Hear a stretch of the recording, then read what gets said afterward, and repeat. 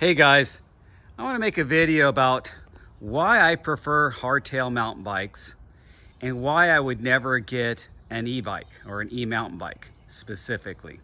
And these are just my opinions and just my journal. And for those of you that like watching my channel, I think this will appeal to you. Maybe others might find it controversial, but I'm just stating my personal opinion and my experience. So obviously, you know, I have this Escar Hayduk. Those that you've been watching my channel know this was how I really fell in love with this brand of Escar and their steel frames. And there's more to come with that. You guys know I have the single speed Jaffe, but let me just talk about this bike and the versatility of a hardtail and what I've been doing with it, with having 275 plus. And these are some wheels that Benny just built up for me at Wheel Builder. I don't know why he didn't put a sticker on there, but with the race face arch 40 in the rear. And then this is a rim that I already had that it wasn't dinged up, so I kept that on there, and it's a WTP KOM I-45 in front.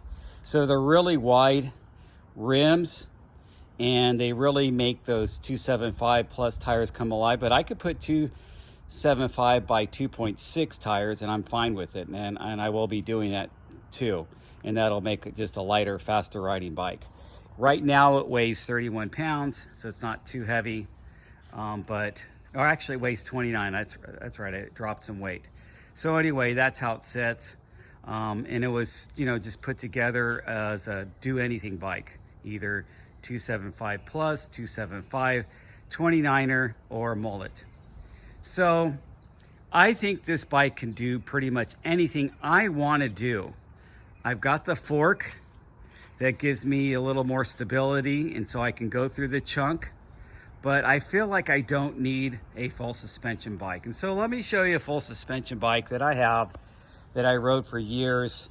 And I don't know, I just felt, and this is way back with the 26-inch wheel days, I felt that adjusting my shocks, adjusting my fork, and just doing everything, this was before dropper post, this was a regular manual post, but I felt that doing all that stuff, and then it took me a lot of money. I actually had another group set on there, but it took me a lot of money to make this thing light and feel as lively as my hardtail.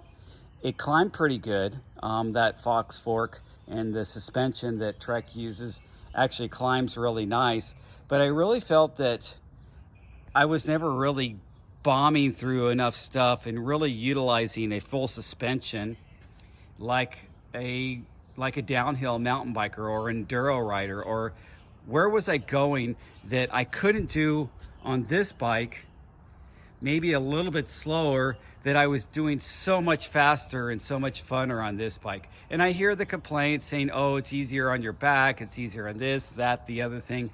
You know, I don't see it. I don't see it. I felt that my hardtails are fine on my back, fine on everything. I don't really feel the huge advantage of a full suspension, and that's why me personally never got into it. That's another reason I would never get an eMTB.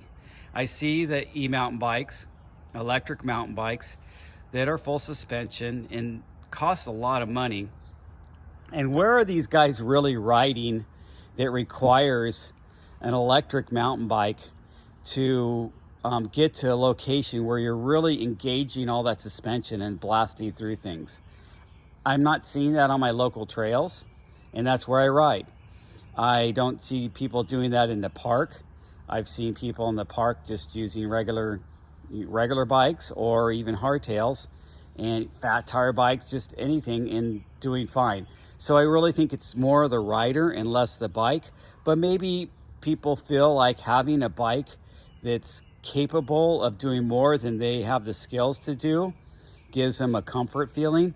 But I always felt like this bike just didn't connect with me. It didn't connect with the trail, and it wasn't really giving me a huge advantage. And this is 150 travel, and I felt like, yeah, it's 150 travel, but where am I blasting through stuff that I'm really using 150 travel? How fast am I going on the mountain bike to do 150 travel, because my trails are pretty tight and technical. I don't really have really long, fast sections.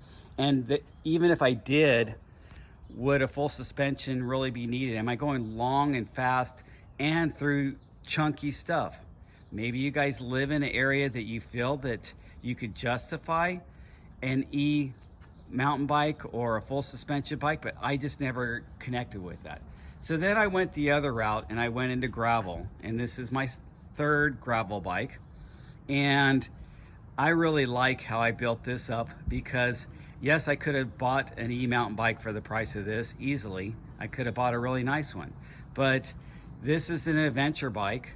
The areas that I'm going to go way back and do adventures, I'm probably not going to be ripping through stuff really fast to where if I crashed, I would be out there alone in the middle of nowhere and no one would find me. And so I'm going to go slower on some of those technical sections. I'm not going to choose chunky, really technical single track. I'm going to choose the access roads, the fire roads, the foresty roads, those types of things, and just cruise through nature and enjoy being outdoors and have a bike that's super light and super capable of going there. So that is why I wanted to talk to you. I would think before you go and buy an mountain bike, consider an adventure gravel. It's going to climb a lot easier.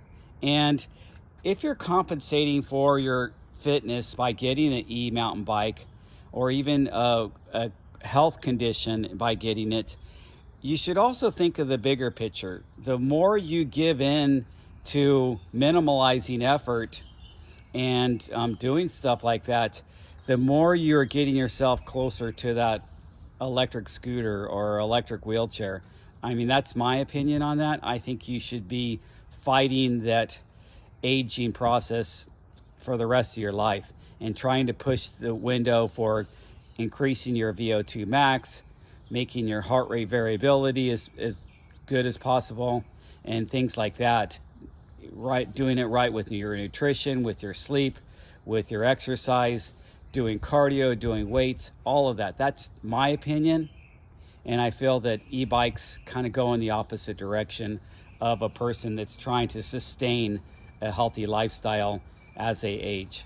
So that's where we're at, you guys. I just wanted to make that video, prove to you I did have a full suspension bike, and I did ride a full suspension bike at one time.